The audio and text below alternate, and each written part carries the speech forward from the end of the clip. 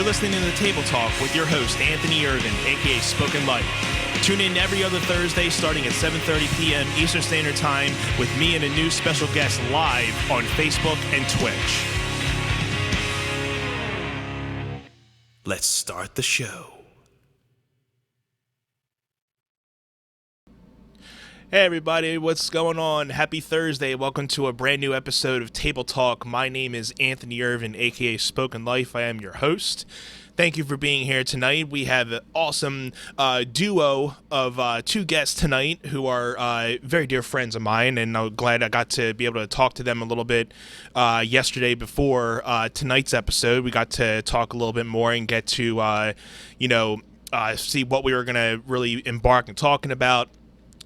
We have some new music from them that we're going to be talking about, and talk a little bit more about our music scene and whatnot. And so it's going to be a really fun night. And also, I want to emphasize that thank you for everybody who's been participating and looking at the Patreon account.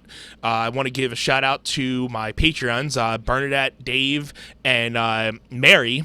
Thank you all for pledging, and thank you for joining the private Table Talk community. If you want to be part of the Table Talk community on Patreon, you can go and look at this link here. Go to patreon.com/table_talk, and you'll get some exclusive content monthly from me and some of the guests. We usually do a little bit more talking, usually from the little mock runs we have during the week. So usually we get a little bit more bonus footage that doesn't really make these live shows here. And you guys get some extra content that doesn't make the show, or that you guys will be exclusively getting into. So feel free to check out that link, and thank you to whoever pledges. So without further ado, how about we get into our special guests tonight? Let's welcome Lauren Davish and Matt Vantine, everybody.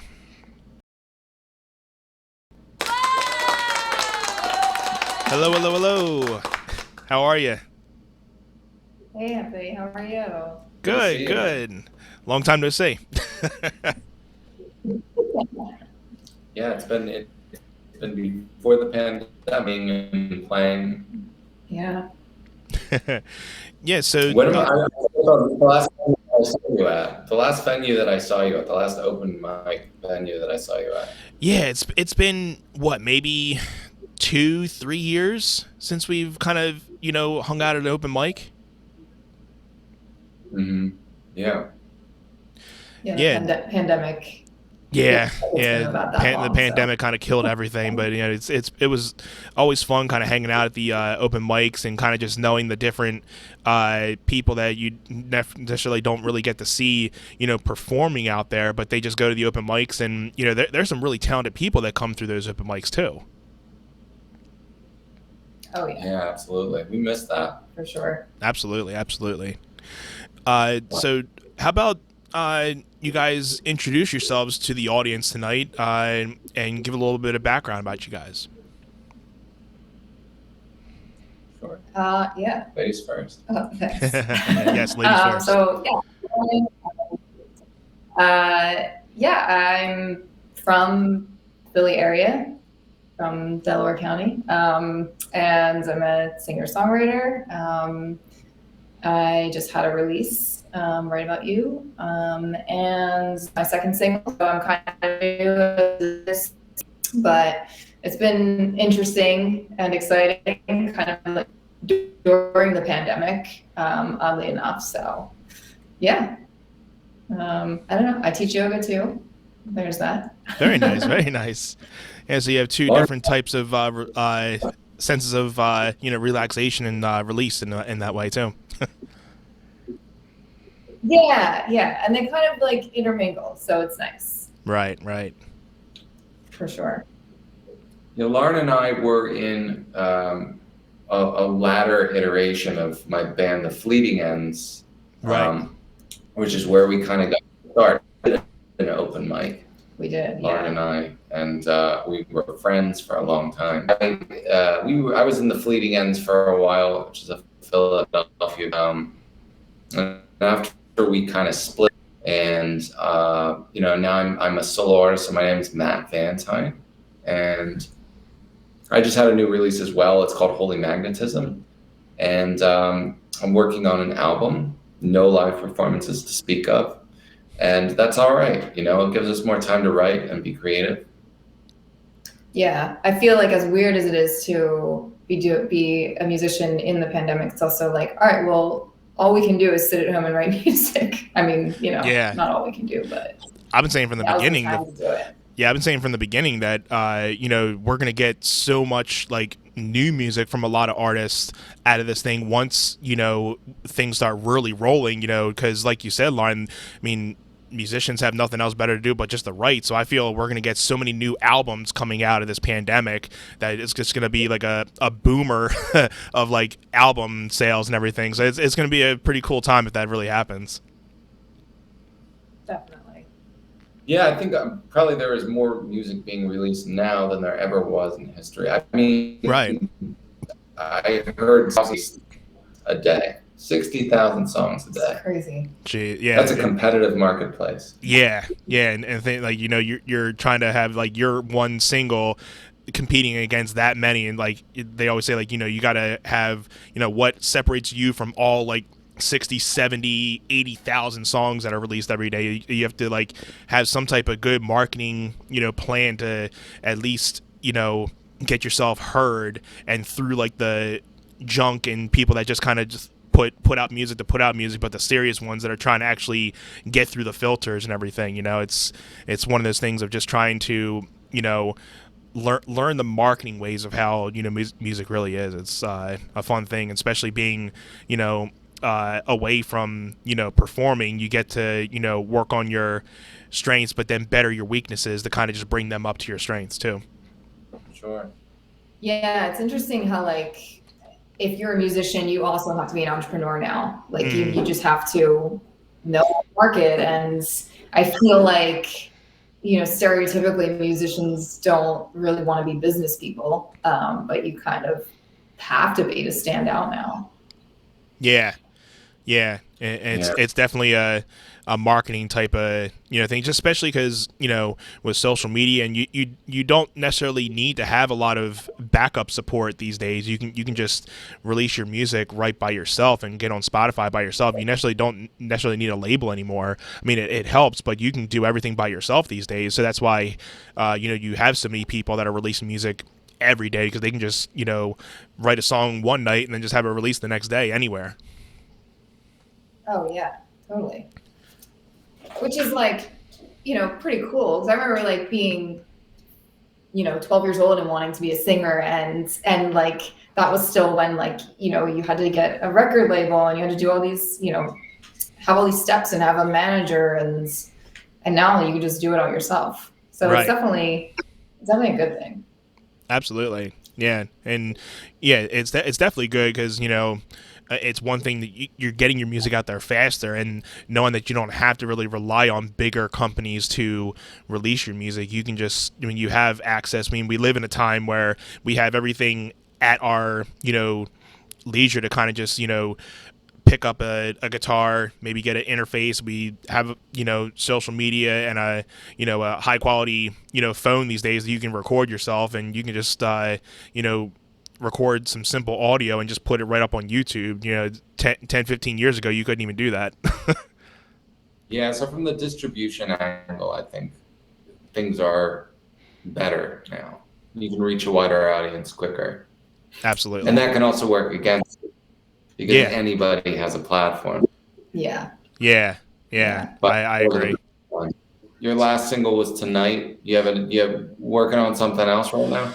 I have two songs that after I got done that one, and once we got into quarantine, I was working on two others, and they kind of got away from me.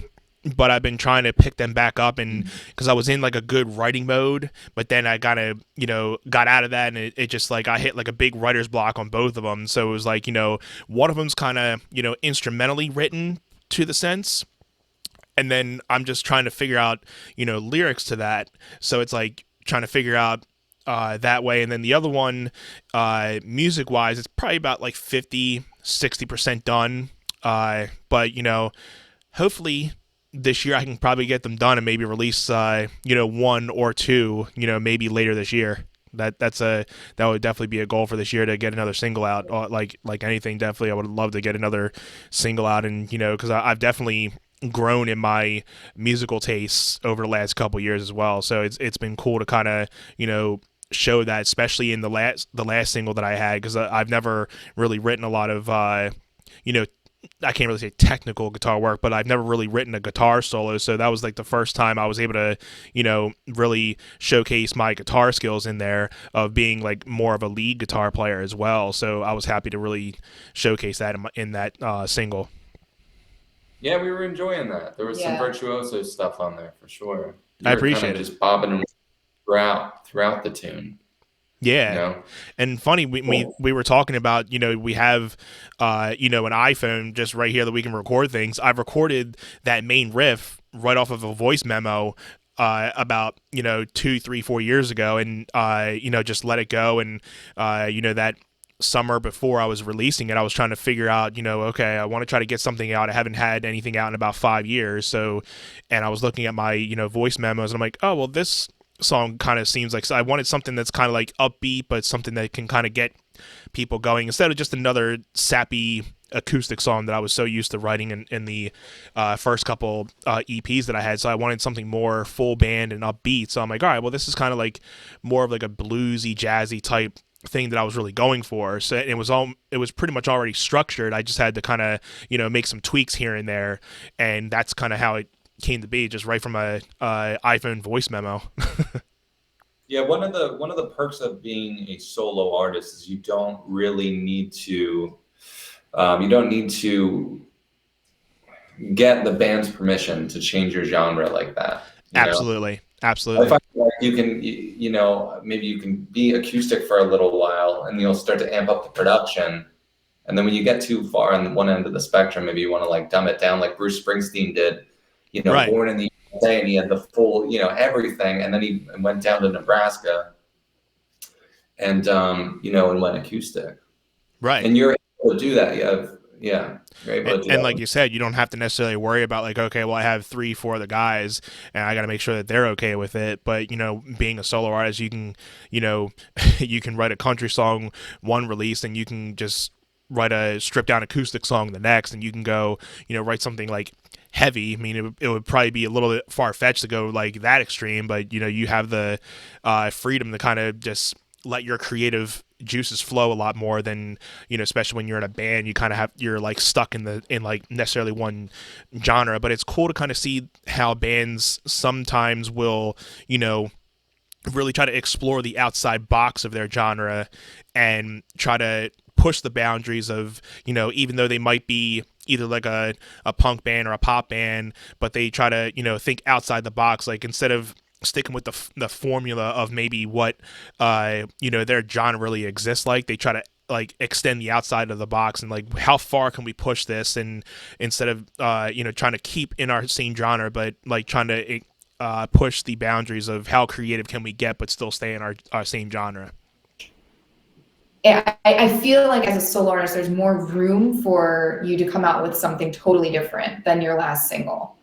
Right. But yeah, branching off that, you had recently released a single, Right About You. How about give a little bit of background about that song, like how it came about, like what the meaning of it is? And yeah, so I really wanted to release something that was different from my first single, Misty Eyed, which was like, it was like 90s kind of pop rock ish. And I didn't really know what I was looking for. Like like right after I released Misty Eyed, I went back and I was listening to the Yeah Yeah Yeahs a lot. And I got super into Karen O, and I was like, oh, I want something that's like what's the Yeah Yeahs' first album? Fever to Tell. Fever to Tell, yeah. I was like, I want something like that. And then I was kind of like, oh, I don't know. And then Matt actually showed me Right About You that he had written a couple years ago. And I was like, it was cool. Like, it totally like wasn't what I had in mind. But then when I started singing it, I was like, this is yeah, like I totally fell in love with it. And it was interesting because I couldn't, like, okay, so I was like kind of weird because I didn't write the lyrics, and like that's something that like I take a lot of pride in because I am a writer. And Right. so it was kind of weird because I was like, well, these aren't my feelings. This isn't my voice, like blah, blah. But then I kind of like built this character or into the song, and like kind of became that as I was recording the vocals. Right. And then I was just like totally in. It was, and now I just like love that song so much. Not, that sounds weird because it's, not because it has my vocals on or anything like that, but it's just Right. like, It's cool about a single that you can have a really good connection towards something that you write, and especially that it may not necessarily be your words, but once you get into the meaning of it, and you're like, okay, now once I kind of get, now you get more into it, and you start to really appreciate it. And like I was telling you before we went live, that I definitely felt like it had like a Stevie Nicks type of vocal line in there, and then I saw a lot of like Beatles influence. So I was saying that if Fleetwood Mac and the Beatles like had a baby, that would necessarily be that song. So I was like, yeah, I'm definitely feeling it. It was really cool.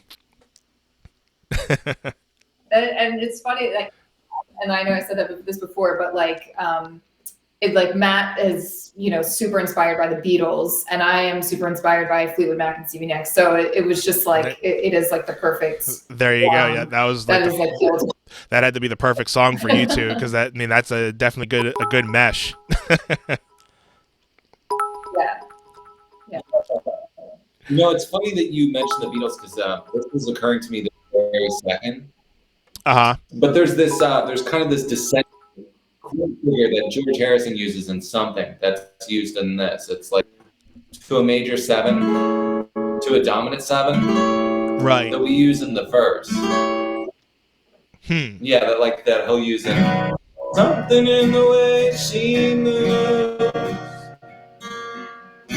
attracts me like no other. He goes major. Yeah, and then you had that.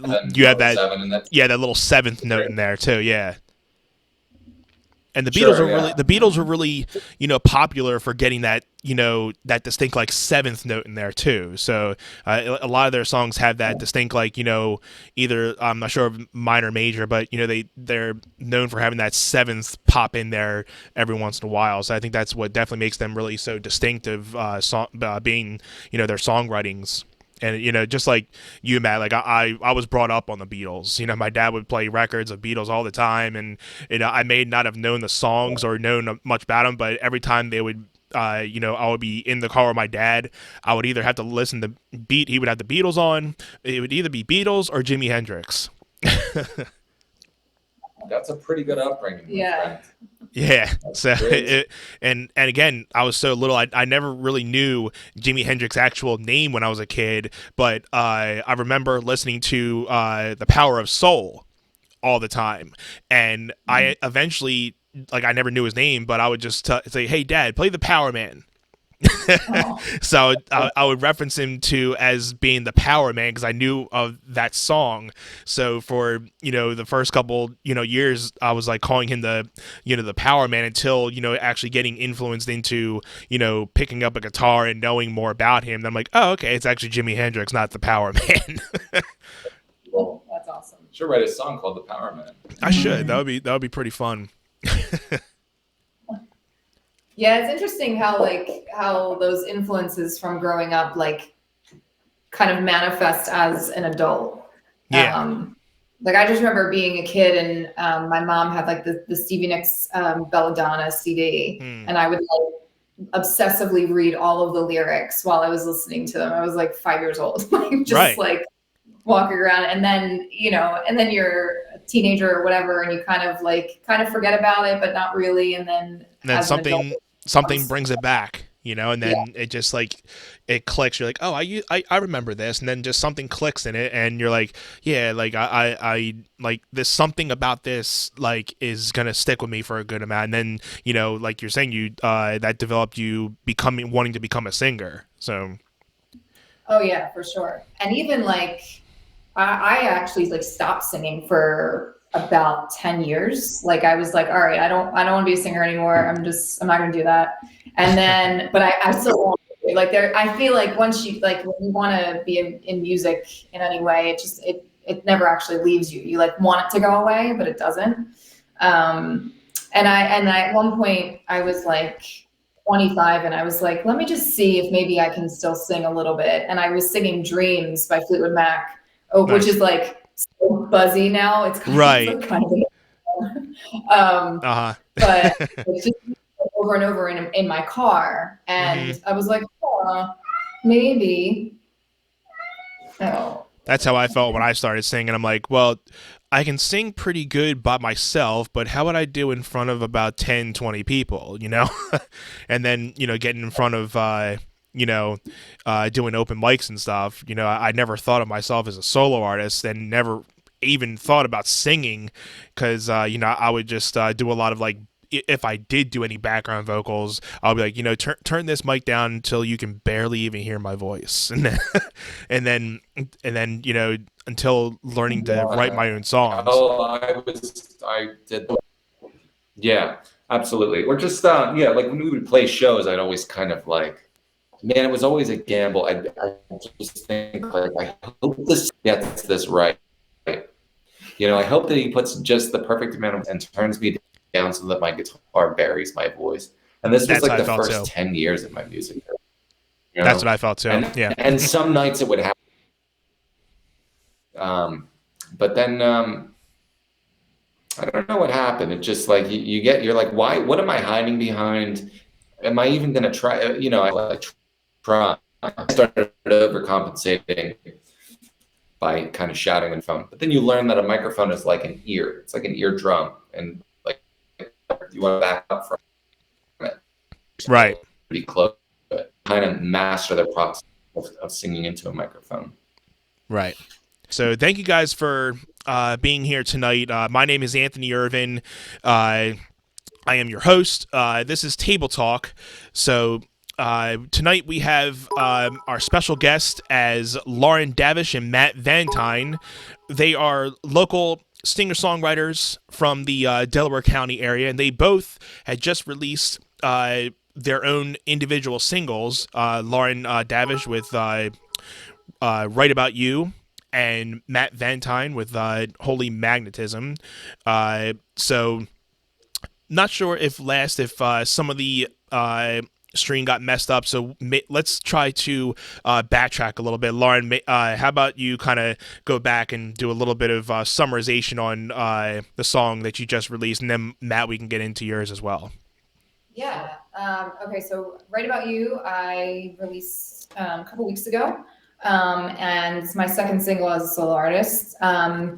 And so I was saying earlier was that I was looking for something kind of more like, I don't know, like rock and roll, I guess, than my first single, Misty-Eyed. And I was listening to a lot of Karen O and the Yeah Yeah Yeahs, and I was listening to their first album, Fever to Tell, and I really wanted something that kind of sounded similar to that. Right. And then Matt showed me Right About You, which he had written a couple of years ago. And I was like, oh, this is cool. This is like, totally not what I thought I was going for, but this is pretty cool. And, I was saying earlier, like, I was like a little bit hesitant because the song was fully written and ready to go. And Matt, was like, I thought that he wanted a female voice on it. Yeah. And for me, it was kind of like, I take a lot of pride in being a writer and a songwriter. And so it was kind of, I was in this weird, it was hard to accept it and like actually and release it as mine. Mm-hmm. But when I started singing it and I really got the vibe of it, I am so glad that, I'm like super grateful for it. And I just like love it. I really feel like attached to it as my own song. So, and, we worked a lot on the production of it together, which was great. But yeah, I'm really excited about it. No music video yet. I don't know. I kind of just wanted to get it out there. Yeah. And Mm-hmm. yeah, And we so were talking about, the influence that, I mean, I felt that right when I was kind of starting to listen to it, it definitely had a Fleetwood Mac, Stevie Nicks type of vocal influence, and then with like a Beatles type of instrumental backing to it. And, even, the first like minute, I'm like, yeah, this is something that like if those two bands kind of mashed together, that would be something that what they would sound like. And I really digged that single as well. So, where did you record that song? So our friend Tim has a studio. He's an engineer in Westchester. He Okay, goes by Heart Films, and we actually started it at Matt's house, and then we did the vocals at Tim's, and then he went and mixed and mastered it. So very nice. so kind of it was a very safe quarantine Yeah, collaboration, but nice, It's nice. funny that you mentioned those two, huge influences because on a lot of songs when you go to record them, you're like, you'll have a couple of songs as reference points, and you'll say maybe like the drum sound in this, or you'll say the guitar sound. We didn't have that. We didn't know what we were really going for. We were just kind of like maybe crossing our fingers, but we knew that it was a strong song. So Right. not clearly setting out to sound like this or that. It's like you can see two of our strongest influences came out. yeah. That's such Absolutely. a thing that you say that. Yeah, but I guess yeah. Tim has a studio in Westchester. He's a big Patrick Swayze fan, so he calls it Swayze Studios. Nice, nice. Yeah. Yeah, I've heard of a lot of music, either studios or small people that are doing production things that are like actually they're coming out of Westchester. So it seems Westchester's like really doing big things when it comes to music production, as well as much as there is being able to see live music around in Westchester, but even music production is starting to really seem to be really populated in there too. Yeah, you know what's crazy? Like I moved to Westchester, oh my God, like 6 years ago at this point. I lived there for about 2 years, but I lived in New York before that. And I was like, all right, I'm moving back to Philly, like I'm moving to suburbs, Westchester, like whatever. There's probably not like, a music scene or anything there. And I met more musicians in Westchester than I had anywhere else, I think. I mean, like I met a lot of people there and made a lot of music connections. And I mean, so it is definitely like there's a great music scene there. Absolutely, yeah, absolutely. uh Matt, so you just recently released Holy Magnetism, and you've been releasing even last year. I think you had how many singles that you kind of came out with, and along with the most recent. I mean, I know I've been kind of keeping track with a lot of your releases, and so about this most recent one, can you give us more information on how that kind of came about? Yeah, sure. It's called Holy Magnetism. And what we were saying before, I think off camera, Anthony, is that like both you and I come from guitar. This song came from a guitar riff, as is usually the case. Uh I was in drop D, huh. and I was playing kind of a bass line. Anyway, so I mixed the bass line with the guitar line. What is it?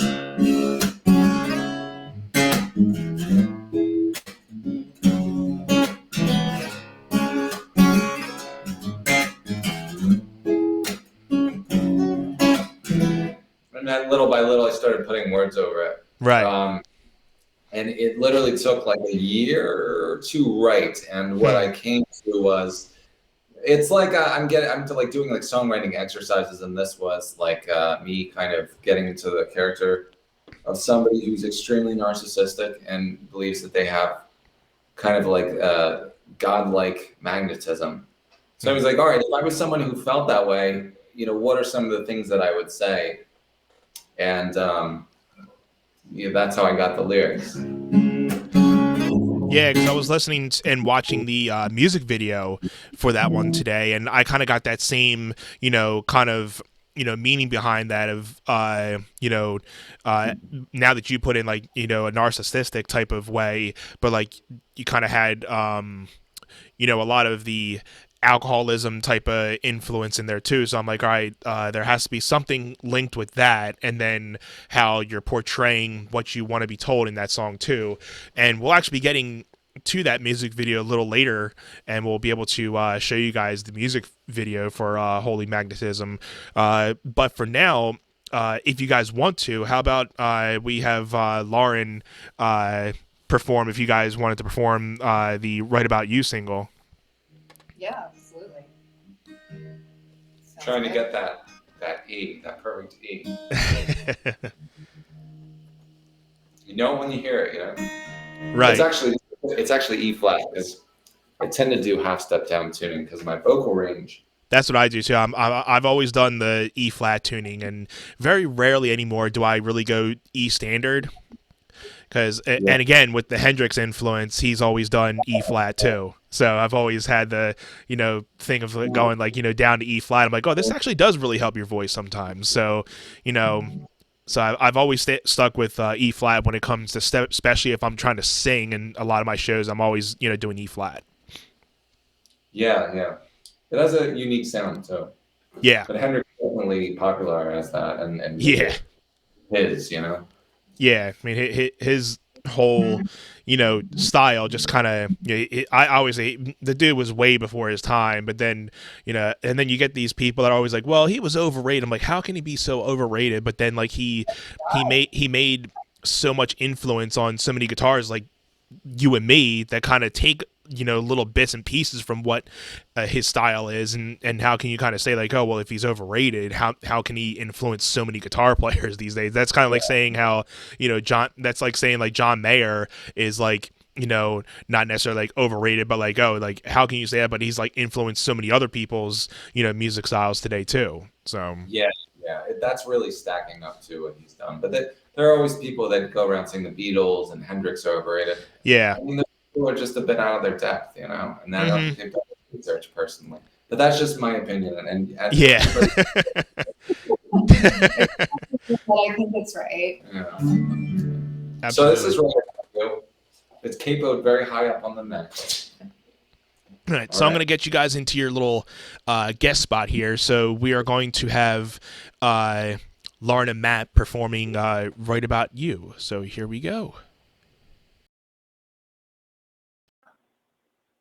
Cool.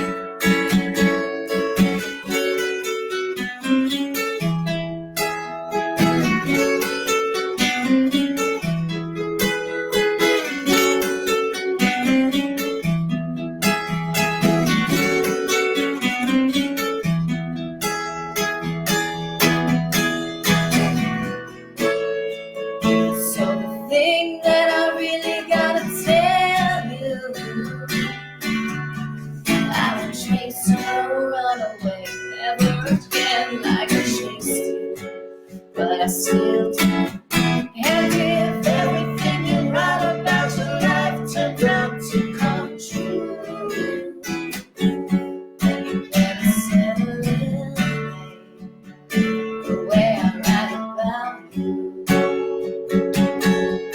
And if everything you write about your life turns out to come true, then you better settle in the way I write about you. Then I better just accept it. I was right about you.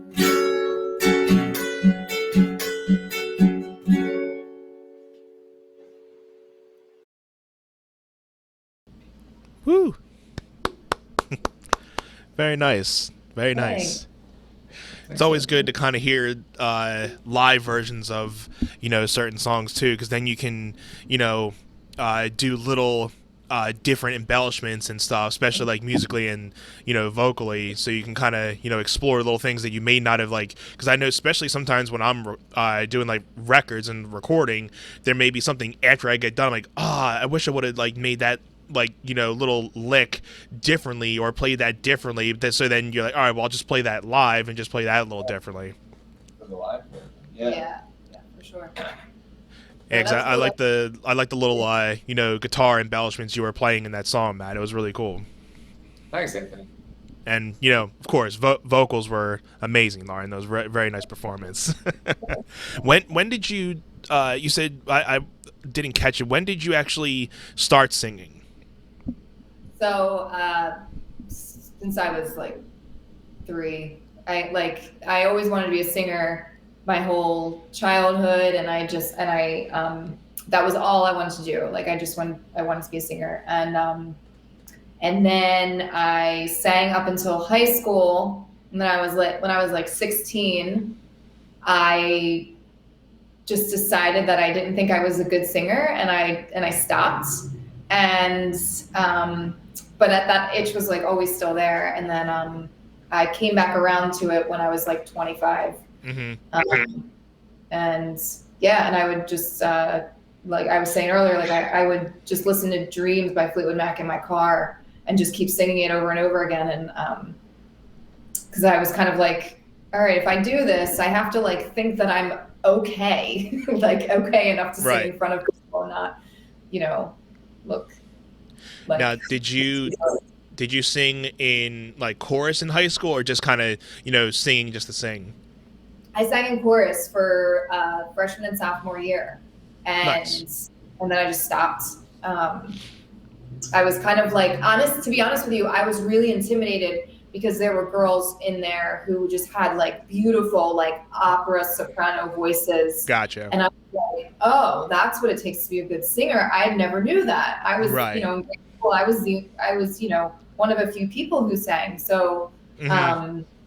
And so when I got to high school, I was just I was so intimidated, and I just felt I guess I'm not a singer. I guess I don't really sing. I hear you. I can definitely relate to that, because it's especially if I've been playing guitar since I was a teenager, but then there, especially you have your moments of oh yeah, I'm doing really good, and then you go and see a guitar player that may be a step or two above you, and okay, I don't want to follow that guy. I just hope I don't follow that guy tonight.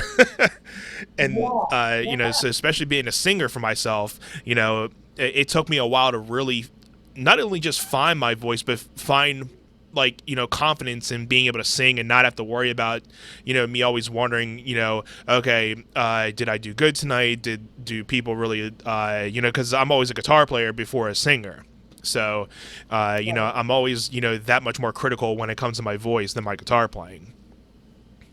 Yeah, it's just this weird thing, it's it's human nature to compare ourselves and to feel less than and all of that, but at the end of the day, we're the ones who kind of suffer for it. It's you just kind of have to just know that if you want to do something, there's a reason that you want to do it. So oh, thanks. Had to give a couple shout outs. But yeah, Matt. So when did you actually start playing guitar, and what kind of made you pick up the guitar? I started playing when I was 13, I think. And the reason that I picked it up was the Beatles. But and I'm not proud of this, and I don't like to wear this in my sleep. But I was listening to a lot of like System of a Down. You know what I mean? Like Yeah. I've come full circle, man. I still like them. I still think they're pretty rad. But and like Incubus and stuff. What you're listening to when you're in sixth and seventh grade and you're skating and stuff. Right. And you hear all the music and the drums but like some of us are just we hear the guitar and we're like that. I need to do that. What is that? I need to learn that.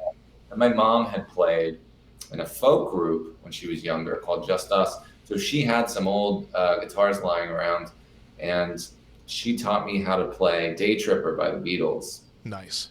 And and I kind of obsessed over it, and I was able to play that riff within a day. So she saw that I was interested, and she got me a hammer guitar. It's called Hammer by the company Slammer.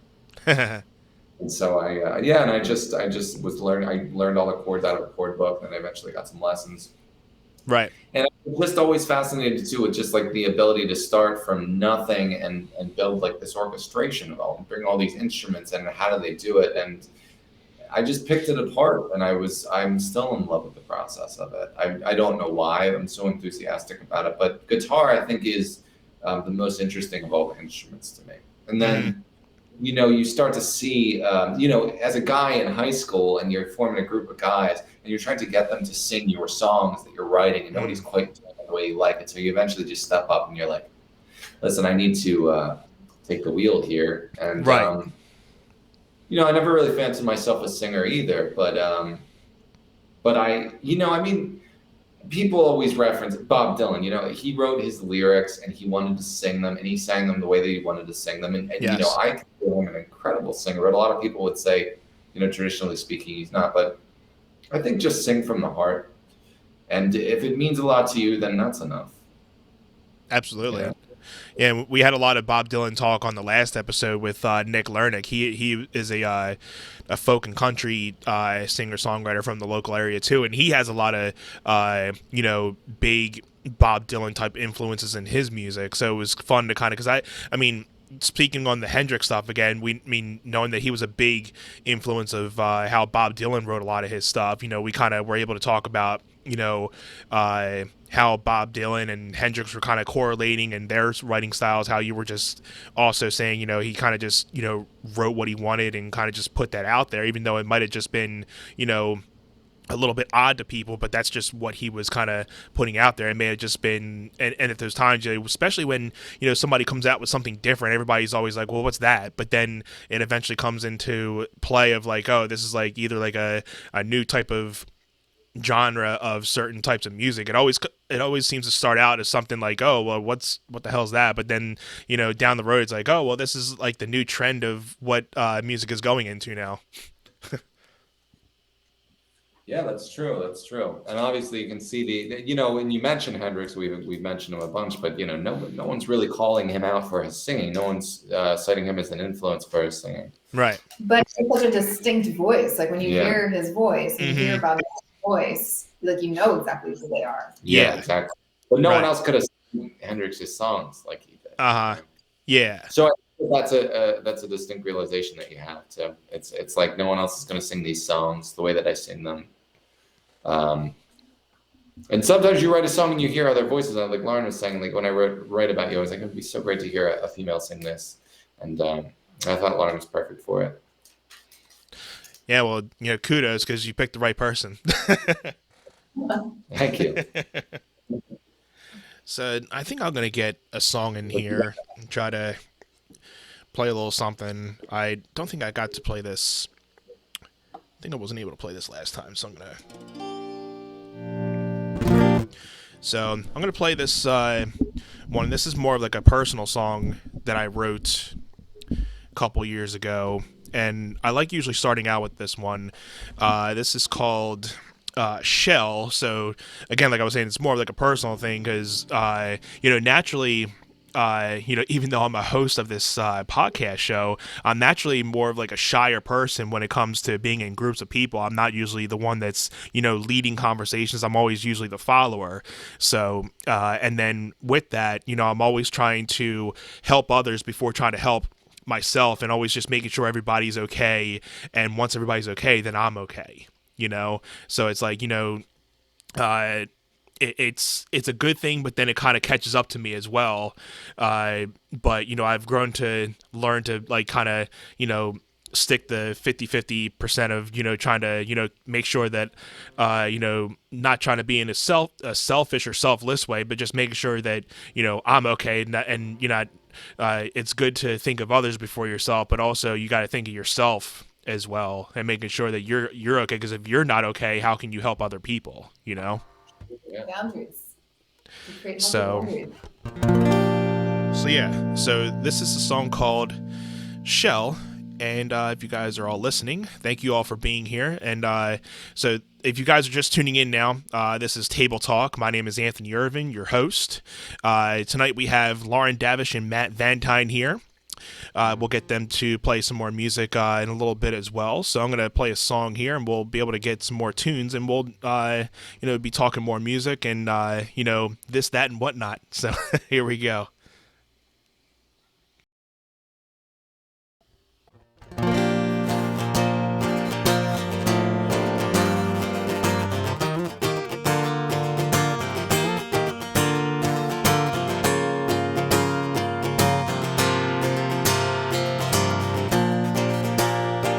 So break me out from the shell, 'cause I don't think I can do this on my own. I can't control my disquieting thoughts.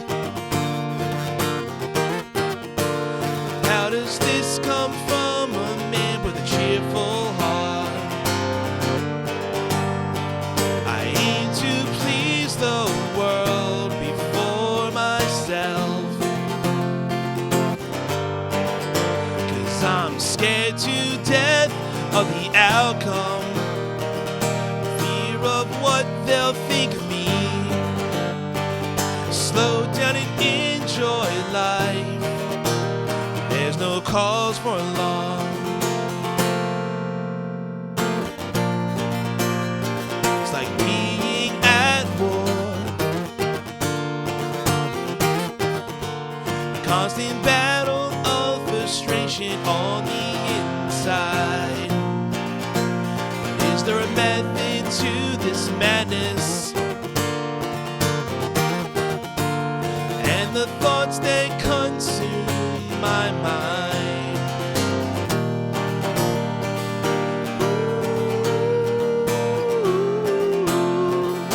I will find my way.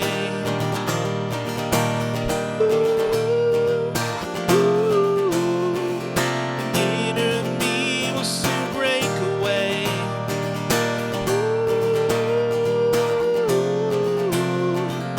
I will find my way.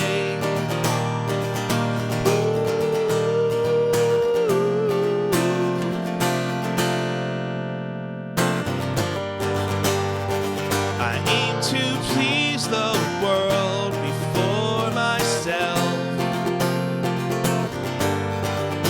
'cause I'm scared to death of the outcome, fear of what they'll think of me. Slow down and enjoy life, there's no cause for alarm.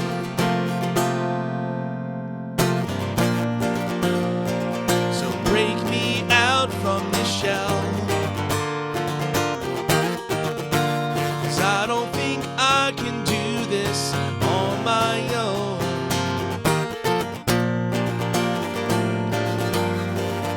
Ooh, ooh, ooh. Ooh, ooh, ooh.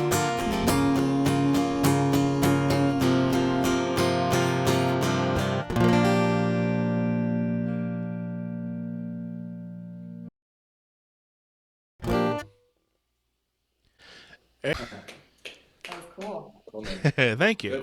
Good guitar work. Thank you. Thank you. Yeah, I really like playing that one. So I thought I was trying to write lyrics for that, and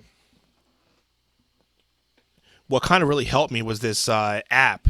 And you put in certain lyrics. If I was caught up on trying to think of like a counter part of like some, if I had like one lyric and trying to match it with something else, I would put either like syllables or some type of words that either that rhyme or something with it, and then trying to make it off of there. So the thought of like shell kind of came up upon it, because the fact that I was talking about how I always kind of feel like I'm always like in this like little like box, so like that's kind of like representing like a shell, so like helping to break me out of this shell. And then kind of like life lessons kind of help you to break out of that shell, to kind of help yourself to be able to help other people as well. I love that. That's a really cool topic to write about. Hmm. I feel like it's sometimes it's hard to like deviate from topics about like relationships or past relationship or like whatever. It's almost like easier. Yeah. So I love doing like something like that. That's so relatable Mhm. too. Right, and I usually don't try to get too deep, and that I guess that's why I usually say it's one of my more personal songs that I've written, and because usually they're just either about like relationship or just positive love, hope type. Meaningful type of things, and sometimes they can have like double personality meanings to them. But I've never really had a song where it's like, okay, I'm going to write a song that specifically talks to this group of people, or Yeah. having this song that kind of writes to that. I've kind of just always written what kind of comes out organically and be like, okay, well, this is kind of like what I'm feeling at that time. So, Yeah. Sure. What were some of your guitar influences on there? uh, again, even to this day, I was listening to a lot of City and Color by Dallas Green. Oh Uh, yeah. so I was listening to a lot of his music, and um, there a lot of like acoustic style, singer songwriter type stuff. And but I do got to say I was listening to a lot of like sing City and Color, and he's definitely still a big influence, and he's gotten to the point where he's put a lot more fuller band parts into his music instead of just always being stripped down. So, if anybody knows the band Alexis on Fire, he's the guitar player singer from that band, and he actually took a lot of songs that he wrote a few years back, and I think he said in like an interview he was never really supposed to release any of the songs that he wrote, but somehow somebody got his files and they released them, and then it just went like haywire, and just went off the charts. And he's like, well, I guess I got to make another album. So and then it just started going off from there. Wow. What good luck. Yeah. Awesome. Yeah, that's cool though. That sounds pretty cool. And so you guys also, I mean, I know you guys perform separately, but how long have you? I mean, you guys do usually do shows pre COVID, obviously.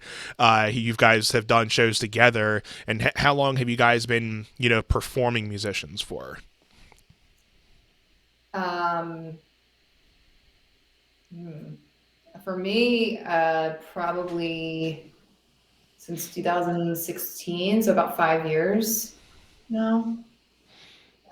I think Yeah. for me it's been since like 2003 when I played Jimmy Eat World at the talent show in seventh grade, I think it was. And I bombed terribly. And my singer said, because I had a singer, he said, I can't do this into the microphone, and then walked off stage. Oh, jeez.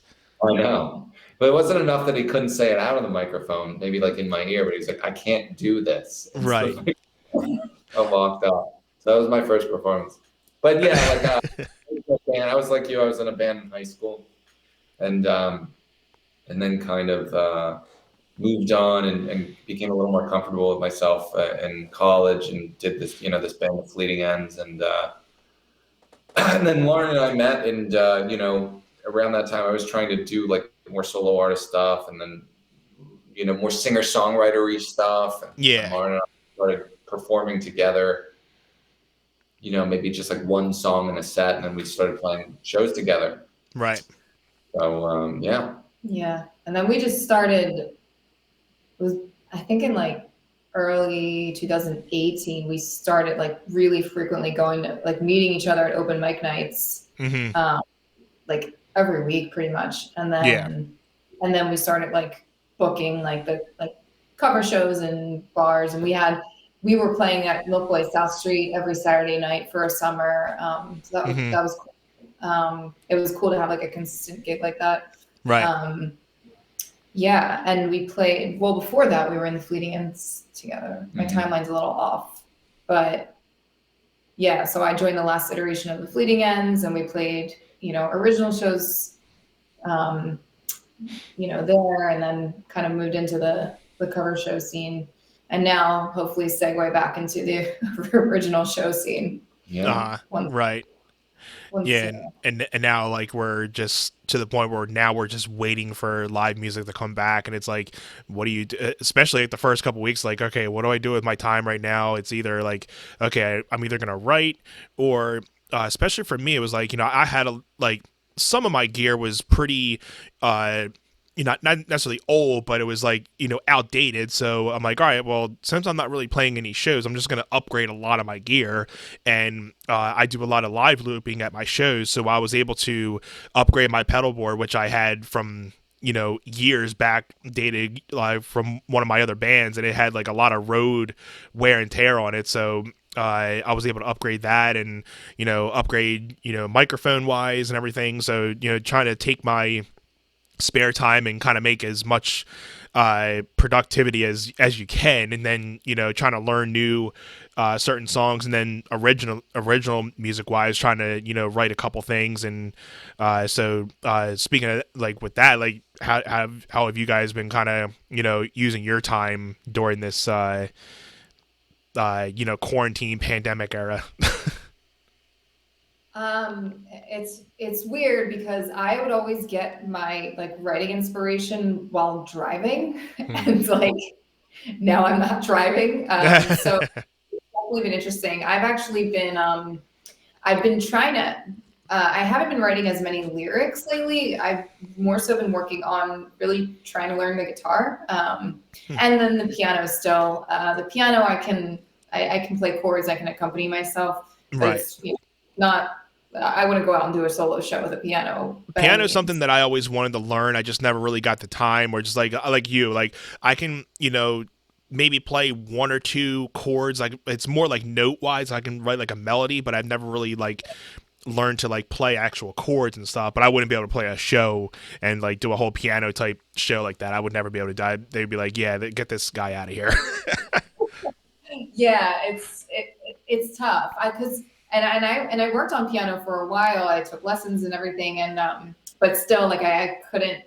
I don't know. I ended up moving on to the guitar. Matt actually got me a guitar for my birthday a couple years ago, and I'm left-handed, so I never realized that I needed a left-handed guitar, which I know a lot of left-handed people still play right, but that wasn't fine. So yeah, I've just been really trying to work on the guitar and accompany myself that way. And it's a really cool experience because it's new for me to sing and play an instrument at the same time. And it's just really, it's really cathartic. Like I really enjoy it, even though I'm kind of just learning how to play some cover songs and here and there, but it's been cool. So, yeah. Nice. Yeah. I mean, aside from that, I finished up Holy Magnetism and did that and shot a video for that. And I'm working on a new, I just finished a new single that I'm releasing. So that's about it during the break. Yeah, that's about all we've done. We've been working 9 to 5s. Yeah, there you go. Yeah.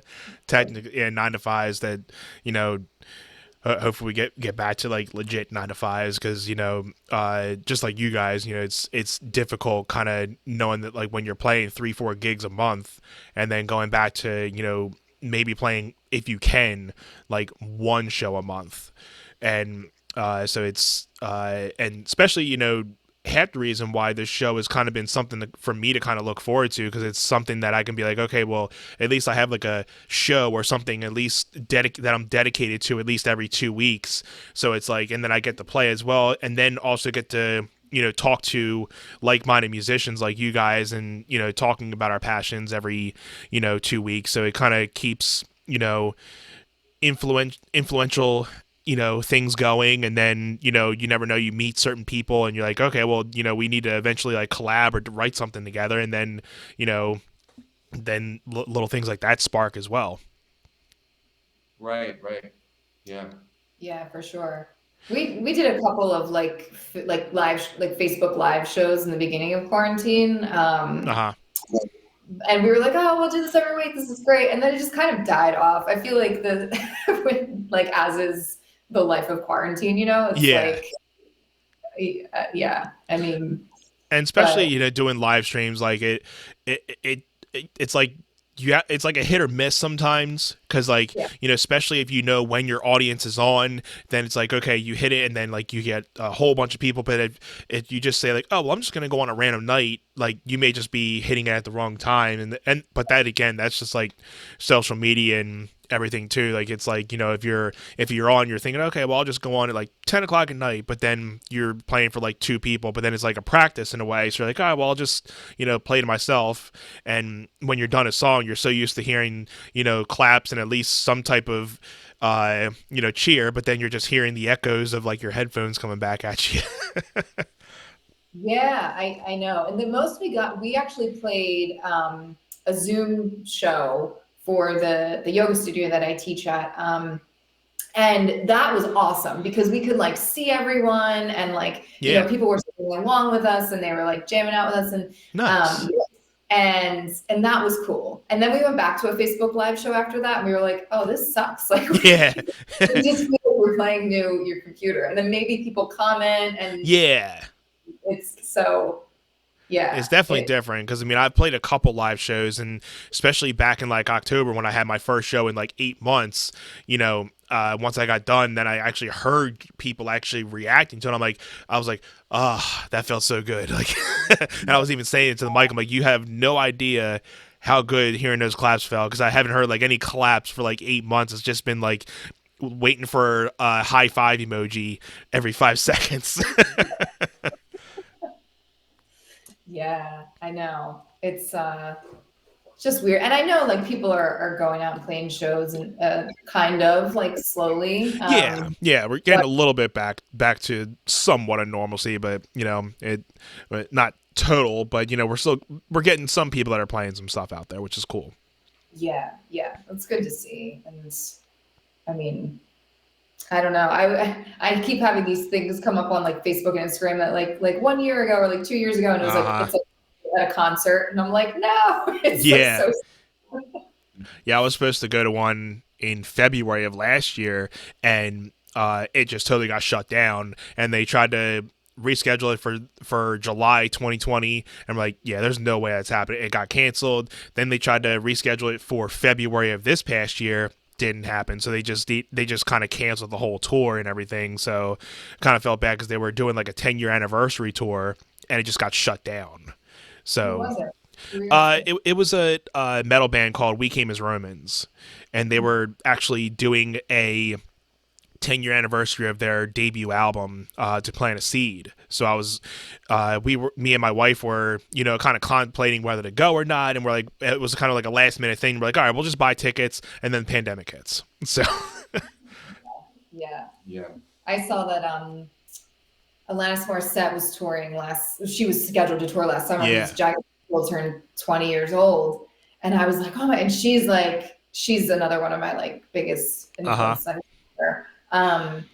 And I was like, oh my God, I have to go. And then I like somehow missed the ticket, like the day that the tickets went on sale, and then the pandemic hit anyway. So I was like, all right, well, hopefully she comes around Yeah. next something. I don't know. But supposedly with live music, they're saying that, depending on how these, vaccines and how everything starts going these next couple months, that live music should start coming back in like the late summer, early fall. So Yeah. hopefully, but then again, it's how are you gonna feel comfortable to be going to live music shows, and what type of guidelines are they going to have to go through? I don't think you're going to ever see like a necessarily like official sold out show anymore, because if like a 600 capacity venue is going, you're not going to probably see 600 kids in there anymore. They might have to go back to like and split it to like 300, or to kind of at least distance people out.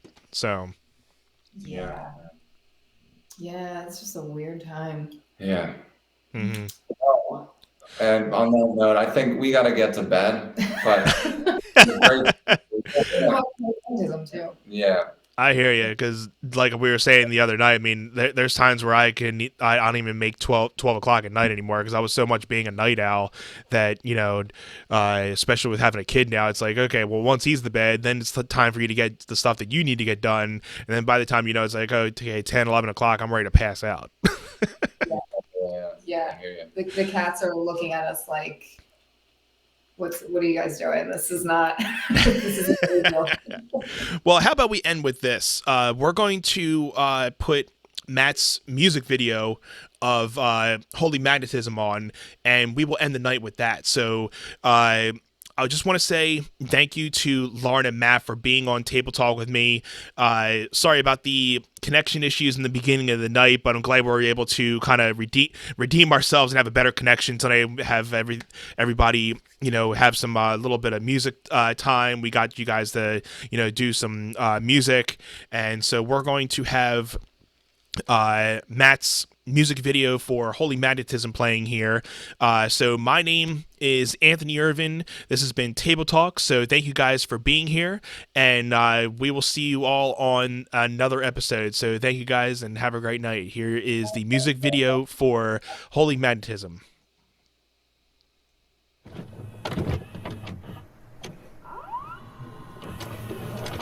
Religion rests on the Bible and faith in God and in Jesus Christ. The Bible doesn't condemn any man because of his wealth.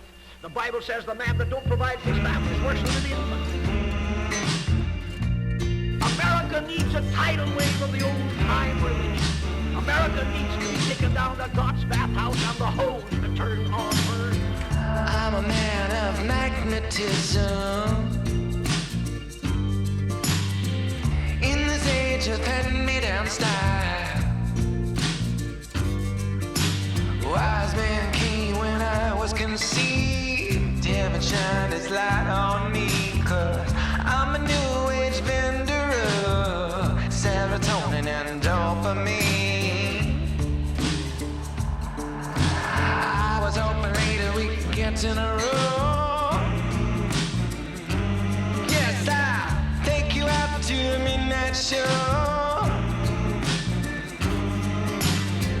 When the spirit moves in you there, you'll cuss and kick and scream and swear. And that's the moment you start to wonder, now why'd I come here? It's holy magnetism. That's what it is, that's bringing you back to me. Holy magnetism. That's what it is, that's making you love me. Holy magnetism. I would say it's God-given, but I know you're an unbeliever.